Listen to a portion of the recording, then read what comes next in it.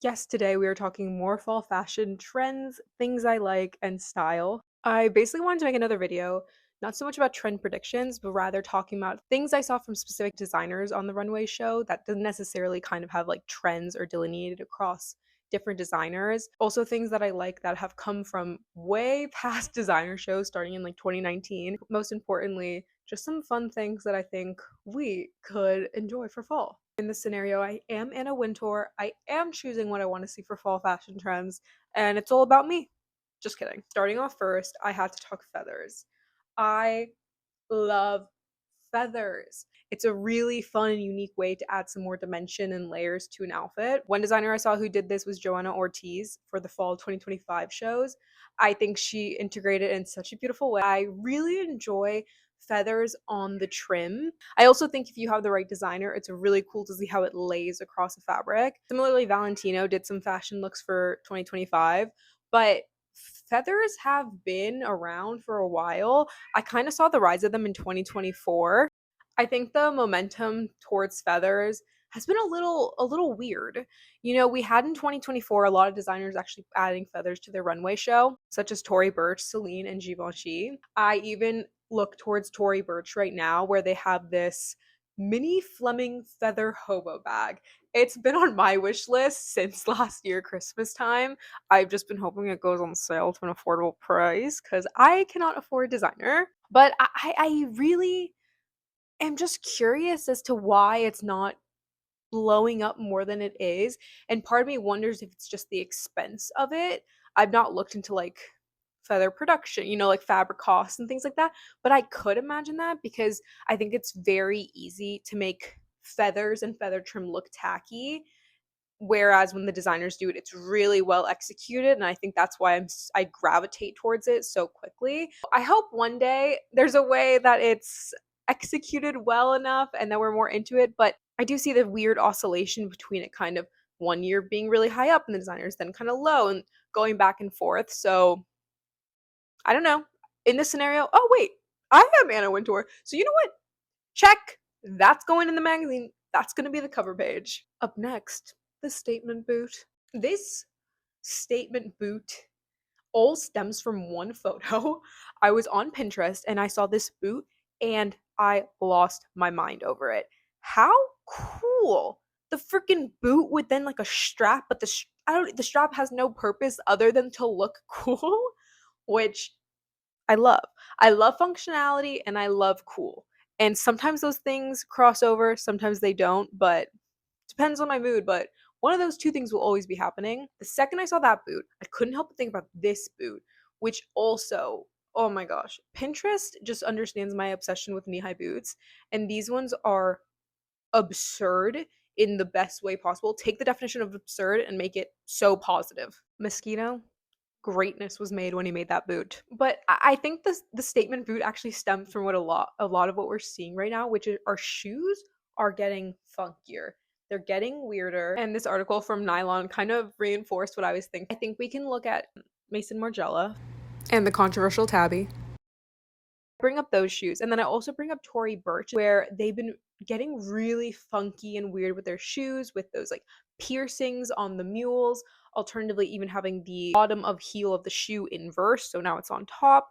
They've also just been making their sandals structured very oddly, which I have always really appreciated. I think I've really liked those since its inception. You could easily see on the runway shows that people enjoy a funky shoe, something that's a little outlandish. And so for me, I feel like we have not seen it enough in boots as we have like flats and sandals. And so I'm like, okay, we're taking it to the next level. I Anna Wintour want statement boots. I want weird, I want funky, and I will see it in the magazines. Shall we talk capes? Now, as much as we're talking about the runway shows, I would be remiss if I didn't bring up the rise of ponchos in social media. So many people have been wearing ponchos. It's crazy. I love a poncho. I think of little me and when I was like 6 years old with my pink poncho. That was like my favorite thing on the planet. So the only reason why I bring up that, because I like looking kind of towards the designer shows more. What is a cape if not a fall poncho?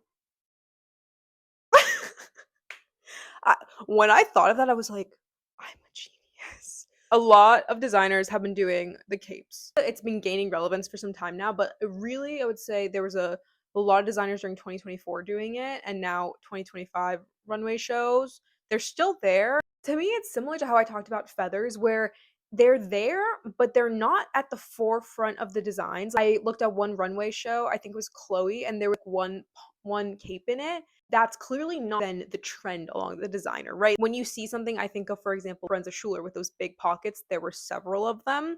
And so for this case, I think a cape exists, but it's not the most important thing that the designers care about. There are a lot of different runway shows that did have it. You can look at Max Mara, Tibby, Burberry. It's there.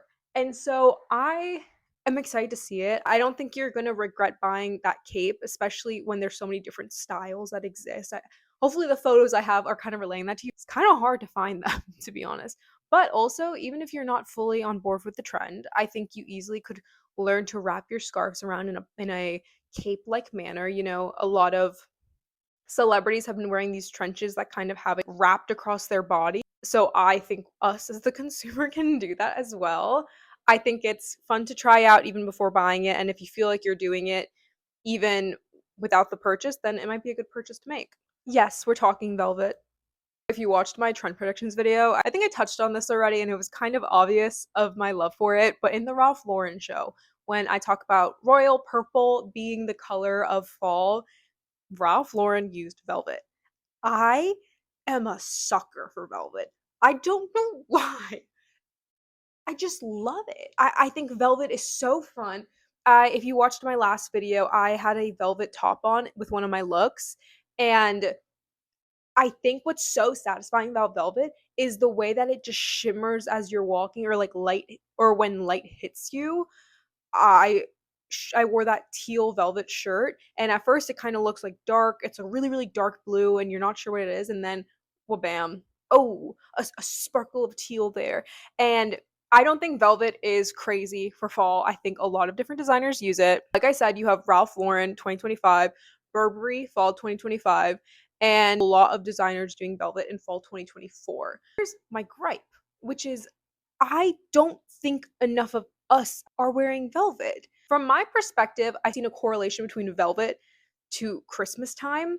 You wore those little dresses when you were a kid, little Macy's Day, Christmas Day dress where it's black velvet on top and then the little plaid skirt at the bottom. And that was the go to. It took me a while to recognize that velvet can exist outside of just Christmas time. And so I'd love to see us kind of pull back from December and kind of come into like the October time frame and start wearing velvet more because I adore it. And listen, I think everyone's gonna say they love velvet. I am not saying that no one's wearing velvet. I think a bunch of people are, but for me, I feel like it's pretty tough to find in stores until Christmas time. I got lucky with that shirt because I think I got it secondhand, but it's not that easy to find. In my fall 2025 predictions, I did bring up green as an honorable mention. Here, it's the color. I'm a sucker for the color green too. Velvet and green. Give me that combo. Me oh my. That's all I need, apparently. Green was everywhere on the runways, except there was no staple color of green. Green really existed across all fronts, from like the neon to the olive green to the chartreuse. It didn't exist as one color. I am no better than the designers because I wanted this to be I wanted to say olive green was my color of the season, and then within 2 minutes of looking at photos, I suddenly realized I was clicking chartreuse. So I'm just like them. They're just like me. We're the same. No, I'm joking. But as you can obviously tell, I love the color green. I use my plants as a way to get more green in my everyday life. I just enjoy it. I think it's a fun color. I really love chartreuse. I think it's a very stark color. I don't have too much to say on it. I really just want to show some photos of pretty green stuff because I think it's fun and I think it's kind of a little bit of a contradiction to what fall would be, right? Which is fall, we're losing the green, we're losing the colors, we're turning to those vibrant red, oranges, and purples, and yet I am a rejection of what nature's doing and coming out in green. I don't know. It's not that deep, but also I had to say that. I don't really have a name for this one. So we'll get into it now. Okay, I kind of do actually. Coin purses. I already say that enunciating with a question mark because I don't necessarily want to say it's a coin purse, but it kind of is. I was on Pinterest as one does, and I saw this photo and I was just enamored by it. I thought it was the coolest thing I've ever seen. And immediately I just kept on searching. And I kept on scrolling to the next photo and finding another photo, and it's like these little coin purses that, are strapped around your body. I think it works well with the trend predictions actually, where I talked about big pockets or, those huge fanny packs from Louis Vuitton where we are growing our pockets and shrinking our purses. And I saw one designer do this. It's not identical, but it felt really reminiscent of it. And it just felt very cool and fun. And I really enjoyed looking at it. And so I want it everywhere. I know we could say that that's not very functional, but I did say at the beginning of this video, I care about two things: functionality and or coolness. This one leans on the cool scale. And I think if we're talking small purses, we obviously have to talk about what Jacquemus did in 2019. That was all the craze. As I'm showing these photos right now, you genuinely have to look close to find where the purses are. And I know obviously 2020 COVID hit, and so that definitely affected how fashion was interpreted, but that micro bag took over everything. Everyone was talking about it, but also Jacquemus made the tiniest bag possible. You really couldn't carry anything. And I like the concept of this one more where it's coin purse size, so you can actually fit money in it, coins, obviously as the purse states, a lipstick, little things can be kept in there for sure. And so I think it's fun. I think it's cute and cool. And I literally, the way I justify what I'm saying, I just have to put these glasses on. And now stamp of approval, I want coin purses. Time to talk strappy shoes. Very broad use of the word when it comes to strappy, but I love espadrilles. I think that's where this really stems from. Espadrilles have a interesting reputation. I love an espadrille. I do own a pair of espadrilles. They are from Tory Burch, and I really enjoy them. But what I enjoy the most is that strap around the ankle. I also think back to high school, I had a pair of these flats that had straps around that you just tie in the back, and that's something that I've really enjoyed. And now I've tried to figure out, where is this coming from? We have a couple culprits in this. Where else have I seen it? The Miu Miu. Oh my god, I have to read it specifically. It's the Miu Miu ankle tie bucket ballet pump. These came out in 2016, and they were a very polarizing shoe. People hated them. I remember that. People were like, these are ugly. I loved them. I thought they were fun. I also am a sucker for gingham or houndstooth. You can't really tell, but this is houndstooth. It's not surprising that I loved them immediately. What I appreciate is that ankle strap. So I was trying to figure out, where else is this coming out right now? A brand based out in Spain. And I love, as we know, if you watched my last video, I love a loafer. A black loafer, my favorite thing on the planet. And then I saw it with this ankle strap. Oh, it's taking everything in me not to buy it. I won't. I talk a big game about wanting to buy stuff in these videos, and I can guarantee I will almost never buy anything after. So don't worry about that. Not just in like the ballet flats and sandals community anymore. This strappy ankle has extended into sneakers. Now, I partake in something that I like to call my ugly cute clothing. I own things that I see that they're so ugly that somehow they've turned into cute in my eyes. Yes, I do. I couldn't just talk about ugly cute and not give you guys one example. This to me is an ugly cute item. These sneakers that I got from Hoka,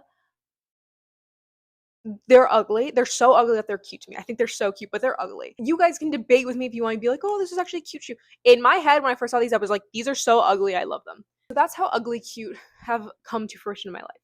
And so the reason why I bring up ugly cute is because I'm about to show you something, and it's hideous. They're so ugly, but I love them so much. They are the Adidas Taekwondo Mai shoe.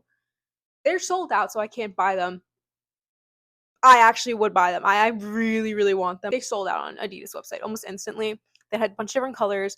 I think they're a very fun shoe. I think they're cool. I think they're unique. And like I said, I'm a sucker for the strappy ankle. Because if that shoe existed without the strappy ankle, I would say ugly. But because they have something that I love so dearly, which is the strap, kind of cute, right? Listen, those are the most far out there ones. But in all honesty, I do enjoy a strappy ankle. The power suit. Oftentimes think about this one photo of Julia Roberts during an award show, and her in this suit is probably one of the best photos I've ever seen.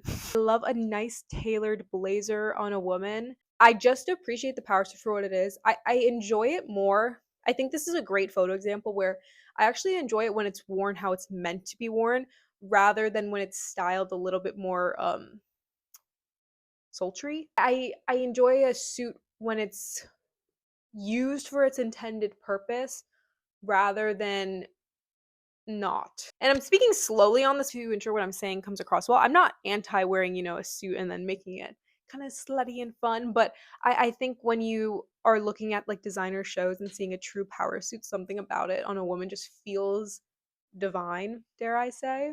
That's my take on it. I want to see more women in power suits again, but I also understand like suits are expensive, and I think a perfectly tailored blazer like the ones we see on the runway are hard to get done. So maybe we'll get there, but who's to say? My next statement will be said in a lot of words. I think Chloe does a really great way of showcasing what I was trying to get at, which is a puff sleeve structured top, but also with influences of a military jacket.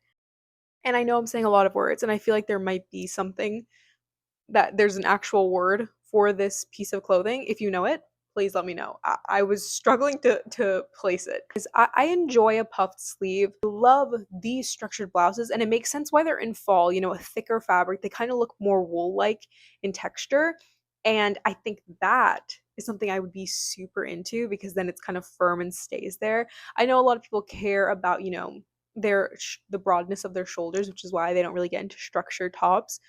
Screw that. Have fun. Try it out. Who knows? I think it's cool to not give into what our body types expect us to be styled in. I think it's fun when you go outside the ordinary, and who knows, you might end up liking something when you try it out. So I think it's cool. Chloe and Kate both specifically were playing into that whole puffed sleeve. I really appreciated Chloe's take on that military jacket, especially those buttons that just go down. We must discuss the ringer tee. I love it. I think it's cool. I think it's fun. What I really enjoy about a ringer tee is I feel it's very gender neutral. I think both men and women can wear it. But more importantly, you have a boyfriend, girlfriend, partner, husband, wife, anybody in between who's not necessarily into fashion, but you want them to be a little bit more fashionable. I think a ringer tee is a great way to kind of bring them into the fashion world. It's a very simple t-shirt, as we know, which I think they'll enjoy, but almost the same here with this top, right? The collar and the end of the sleeves, it is something that you'll see them wearing and you'll enjoy and say, ooh, fashionable and fun, right? But they're not going to feel like you're forcing them into something that they wouldn't necessarily want to wear. Up next, we're talking about jackets and customization. Some very important information. If you know the brand Bodhi, then this will come as no surprise to you. But essentially, Bodhi is the custom senior core jackets are made from corn-colored British corduroy with hand-drawn illustrations in black or full color. This technique is inspired by an early 20th century collegiate traditions in which seniors illustrated their corduroys with personal motifs. This brand, me and my friend Ari, every time we see each other, we just start talking about Bodhi because we cannot help it. These jackets are handmade with descriptions based off of you. I think if you've seen Kendall Jenner's Christmas Architectural Digest video, she has a couch made. They did the corduroy and they did the design all over the couch. This jacket is $1,598. I cannot imagine the cost of the couch. And I have no issue with the price at all. The hand drawn illustrations are crazy. I'm just talking about in terms of how much money she spent on it. I'm like, holy moly. You know what I mean? So, the reason why I bring up this customization of the jacket is Bodhi's been doing it for years now, but Tom Brown, I have some really high ranking designer shows. Tom Brown might be up there for two reasons, which is they kind of do that customization I talk about on some of their jackets, which is very cool.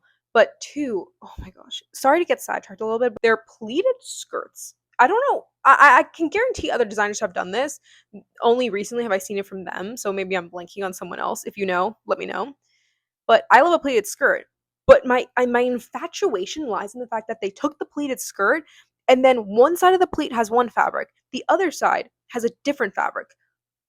So cool. I have to pull the microphone away from me sometimes because I start yelling. So I do apologize for that. I just like the customization. I think it's fun. I think it's cool. We as the average consumer can not only buy into it, well, not necessarily buy into it, but we can do it ourselves, you know? I don't think customizations of jackets is new to the scene whatsoever. I think of like this Max Mara jacket. I also think of Larika Matoshi. So many designers who have done added designs or little techniques, drawings, pins, gems, specific things to their designs to make it unique and not so much just like a coat, right? Especially with everyone's addiction to trying to find their own personal style, what makes them unique. This plays into that very clearly.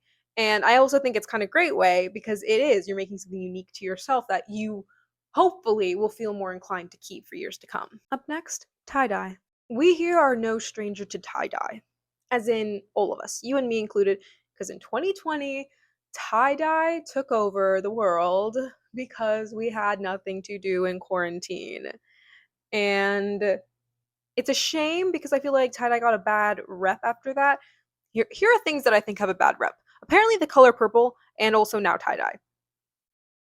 But I think it's true, right? We all were trying to do tie-dye and I think everyone like associates now tie-dye with quarantine, which wasn't a great time, obviously. But I love tie-dye. I especially love it. Oh my gosh. I am on the hunt for the perfect tie-dye t-shirt that emulates one of Lorelai Gilmore or like of the TV show Friends, like that 90s tie-dye. Have yet to find the perfect one. And I will not buy one until it's the perfect one. I do want to address tie-dye because so many designers have done tie-dye since 2019. In 2019, we have Kim Shui. In 2020, we have a Dior spring show. In fall 2025 now, we have Tibby, Chet Lowe, and even Dries Van Noten. These designers, I don't even want to say tie-dye per se. It almost feels like it's like a tie-dye watercolor is what I'm really appreciating and enjoying. I think as the average consumer, I think a classic tie-dye is nice, but it's like this almost watercolor effect of tie-dye. And also look at Dries Van Noten, it's almost like influenced by flowers and like orchids is what I see. And so I just love this like textured effect of watercolor. I don't really have a good way to describe it, but it's something that I really appreciate when it's all integrated into one fabric. Ugh, the seamlessness of it just feels so nice. I don't have too much to say on it. More than these images, I think, do a lot of the explaining for me. Thank you guys for watching as I pretended to be Anna Wintour for the afternoon. I actually do none of the work at all. Buster actually does everything. He does all the editing. He does all the research. And so obviously I had to give some props to him because it'd just be disrespectful to not. I hope you guys enjoyed this video. It was fun. If you want to see any other videos, subscribe if you're feeling crazy. And I hope you guys have a lovely day.